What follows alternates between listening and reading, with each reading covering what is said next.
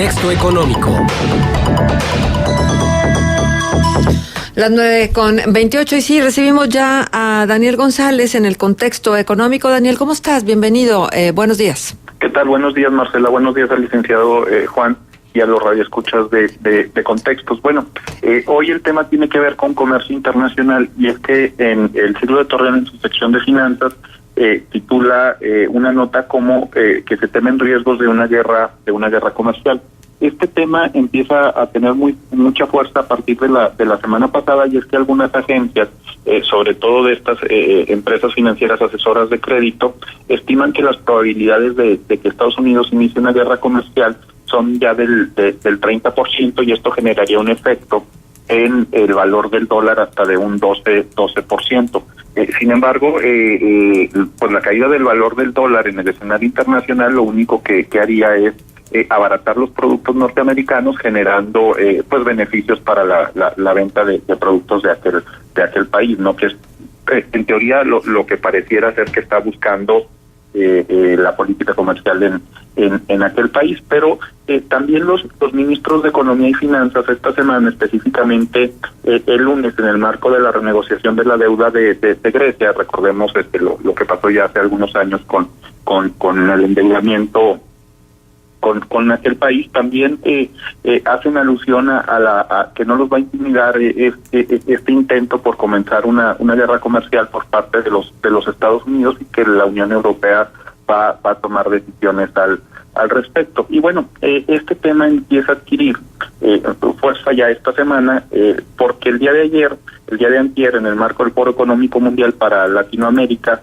el director de la Organización Mundial de Comercio, Roberto Acevedo, brasileño,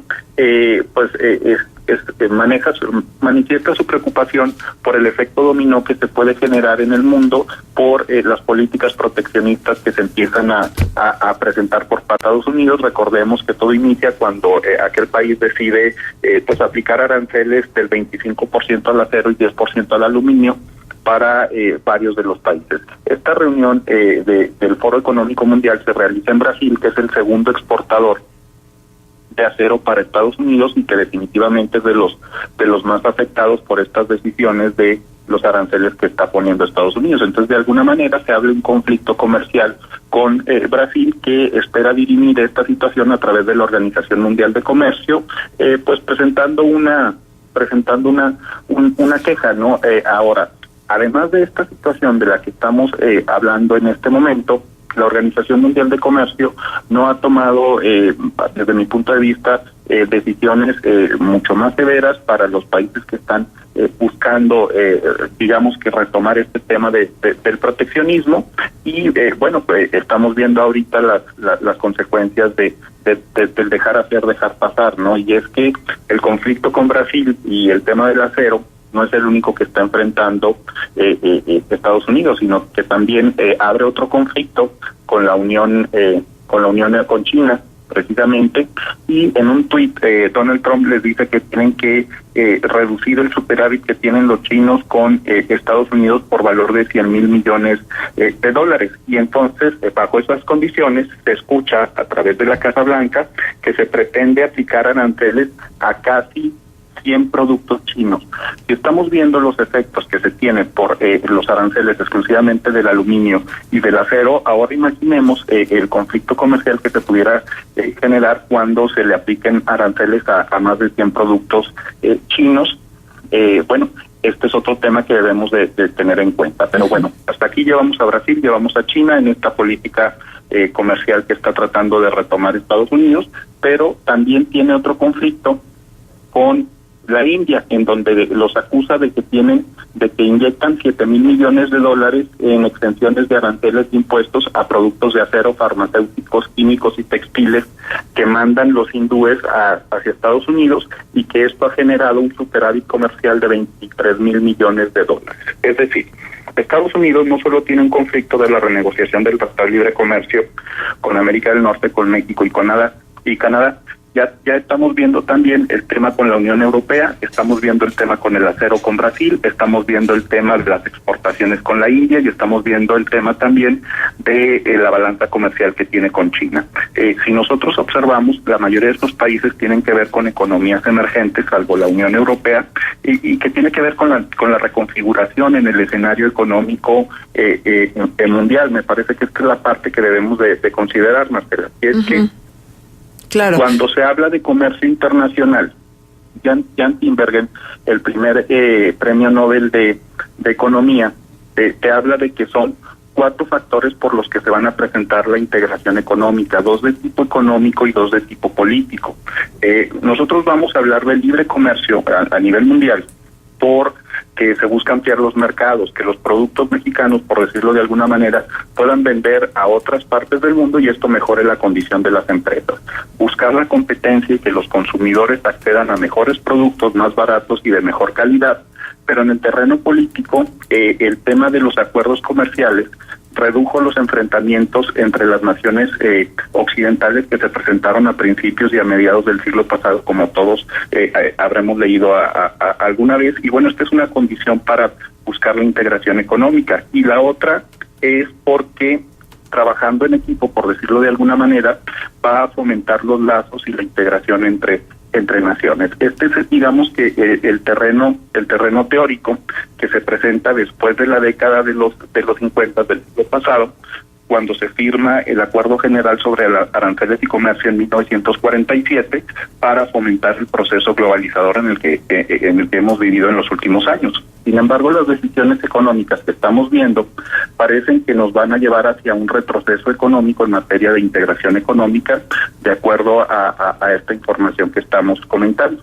Pero como todo es una escalada, ya se está subiendo también al ring, por decirlo de alguna manera, Canadá, y acusa también a los chinos de inundar de acero y aluminio barato los mercados internacionales y que está afectando el comercio de estos productos específicamente canadienses. Y entonces empezamos a ver voces ya en todo el mundo que están hablando de aplicación de aranceles y buscar la protección de los mercados internacionales. Y esto definitivamente es un tema que puede cambiar la dinámica económica mundial. Bien, ahora déjame preguntarte algo, Daniel. ¿Realmente la Organización Mundial de Comercio tendrá la fuerza, los arrestos para enfrentar lo que está haciendo Donald Trump desde Estados Unidos? Por supuesto que no. Históricamente, Estados Unidos nunca ha acatado las reglas o sanciones que impone la Organización Mundial de Comercio, ni tampoco China. Pareciera ser que estos organismos supranacionales solamente tienen fuerza y tienen de alguna manera impacto en las decisiones que se toman para los países emergentes o en vías de desarrollo. Entonces, si no se empieza a trabajar a través del diálogo, a través de la renegociación de estos acuerdos, no solo en el escenario de Norteamérica, sino a nivel mundial, bueno, podríamos estar viviendo otra etapa de proteccionismo económico y que, bueno, no sé si sea bueno o sea malo, ¿no? Se dice que no hay políticas bien aplicadas, no hay políticas ni buenas ni malas, simplemente bien o mal aplicadas. Lo que sí nos habla es de un cambio del contexto económico internacional. ¿Y por qué lo digo? Porque mientras todo esto se presenta en el escenario internacional, la Organización para la Cooperación y Desarrollo Económico, a través de José Ángel Gurría, mexicano y director de aquella institución, sugiere que se generen una nueva ola de reformas de segunda generación para la economía mexicana para enfrentar el contexto económico. Pero recordemos que las 13 reformas aprobadas en 2012 y 2013 obedecen a un contexto de integración económica, de globalización y de liberalismo de mercados, cuando lo que estamos viendo ahorita en el escenario internacional es que pareciera que se está dando un paso atrás hacia estos temas de integración económica. A México se le sugiere que se siga por esa línea cuando tendríamos que estar viendo qué está pasando en el escenario internacional. Y bueno, dentro de la información de la sección de finanzas del Siglo de Torreón, precisamente que atiende todo esto que nos estás diciendo, Daniel, viene un apartado donde hablan que América Latina necesita capacitar a sus trabajadores para evitar que la llamada cuarta revolución industrial eleve el desempleo en la región. Esto coincidieron especialistas en uno de los debates del Foro Económico Mundial para Latinoamérica. esta es una de las máximas preocupaciones. Recalificar a los trabajadores ante el convencimiento de que habrá un desplazamiento de mano de obra hacia otras actividades que exigen más calificación. ¿Lo estamos haciendo en México? No, pero además el director general de la Organización Mundial de Comercio, Acevedo, el brasileño, nos habla de que el 80% de las pérdidas de los empleos que se están generando a nivel mundial es por la condición tecnológica y no propiamente por la integración comercial que se está discutiendo en este momento. Entonces, lo que tú comentas es de vital importancia y es un tema que deberíamos de estar trabajando en México y que deberíamos de estar viendo en las plataformas de las campañas presidenciales en los próximos días, porque es el tema prioritario ahorita en el contexto económico internacional. Uh-huh. Muy bien, pues Daniel, como siempre, un gusto tenerte aquí y escucharte y además estar atentos a todo lo que tiene que ver con los factores que hacen de esta economía, pues lo que es hoy en el mundo, pero específicamente en el país. Y que, por cierto, nosotros estamos dándole una atención muy particular al aumento de precios que ha tenido la canasta básica, porque hay alarma en función de cómo se ha elevado el precio del huevo y que esto, sin duda alguna, va a incidir en las tasas de inflación que estamos manejando. Bueno, es muy importante porque, por ejemplo, también salió un informe, un trabajo que realizamos en términos de la medición de 40 productos y no solo es el huevo que está teniendo este incremento en los centros comerciales en promedio, sino también es la papa y es un producto de primera necesidad y estamos viendo cómo en general estos productos de canasta básica como el atún, como el frijol, como el arroz, como el tomate, la cebolla, que son los que de manera general están en la mesa de los laguneros específicamente, durante el mes de marzo tuvo un incremento de cerca del 10% cuando la información en términos de inflación está en el 5%.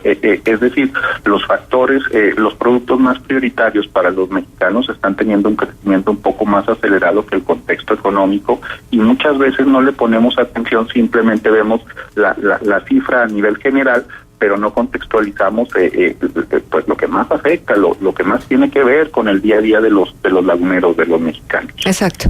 Bien, pues muchas gracias, Daniel. Una vez más, nos dejas un punto de contacto. Estamos a sus órdenes en redes sociales como daniel@hotmail.com. Gracias. Daniel. Sí. Discúlpame, es que me está entrando en este mismo momento una pregunta de Radio Escucha que me parece muy pertinente a propósito del tema que estás abordando. Sí, es Dolores que pregunta, ¿cómo está eso del incremento a la gasolina? ¿Quién lo determina? No que con la reforma íbamos a pagar menos y sobre todo que hay gasolineras donde hay diferencias hasta de 20 centavos en el costo de la gasolina. ¿Nos podría explicar el colaborador? Recordemos que el tema del incremento en la gasolina y el famoso gasolinazo tenía que ver con el tema de los precios internacionales del barril del petróleo.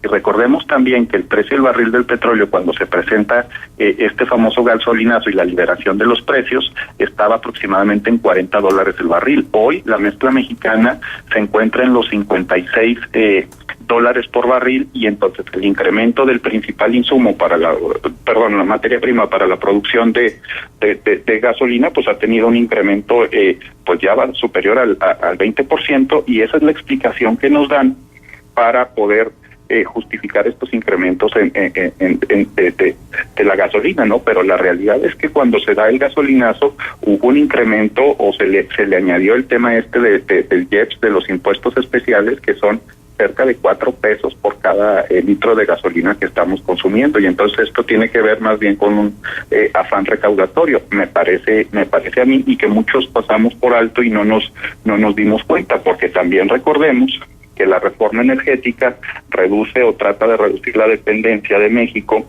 de la recaudación a través de la venta de barriles de petróleo y tenemos que buscar otro lugar de donde obtener recursos y que es parte de lo que nos presenta la Organización para la Cooperación y Desarrollo, que presentó un documento en donde dice que de manera general la actividad macroeconómica en nuestro país está bien, pero hay muchos focos rojos, como son estos de la reforma fiscal, que no tuvo los resultados que se hubiesen esperado y que se pretendería que se diera otra reforma fiscal para tener una mejor recaudación en el país.